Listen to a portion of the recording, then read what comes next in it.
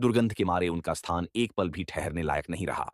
नौकर चाकर कुछ दिनों तक तो धीरज से सब कुछ सहते रहे, लेकिन कब तक ऐसा चलता? राजा के कोप की भी उन्होंने परवाह नहीं की और भाग खड्डे हुए। राजा ने कई अन्य नौकर भेजे, पर सबके सब एक ही जैसे निकले। सबके लिए यह काम असंभव साबित हुआ। तब विक्रम ने खुद ही उनकी सेवा का बीधा उठाया। उठते बैठते, सोते जगते वे ब्राह्मण परिवार की हर इच्छा पूरी करते। दुर्गंध के मारे माथा फटा जाता, फिर भी कभी अपशब्द का व्यवहार नहीं करते। उनके कहने पर विक्रम उनके पांव भी दबाते। ब्राह्मण परिवार ने हर संभव प्रयत्न किया कि विक्रम उनके आतिथ्य से तंग आकर अतिथि सत्कार भूल जाए और अभद्रता से पेश आए, मगर उनकी कोशिश असफल रही। बद्धे सब्र से विक्रम उनकी सेवा में लगे रहे। कभी उन्हें शिकायत का कोई मौका नहीं दिया।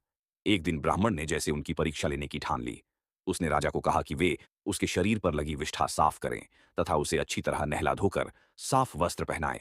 विक्रम तुरंत उसकी आज्ञा मानकर अपने हाथों से विष्ठा साफ करने को बढ़े।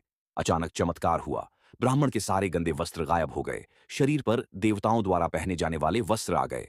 उसका मुखमंडल तेज से प्रदीप्त हो गया। सारे शरीर से सुगंध निकलने लगी। विक्रम आश्चर्यचकित थे। तभी वह ब्राह्मण बोला कि दरअसल वह वरुण है। वरुण देव ने उनकी परीक्षा लेने के लिए यह रूप धरा था।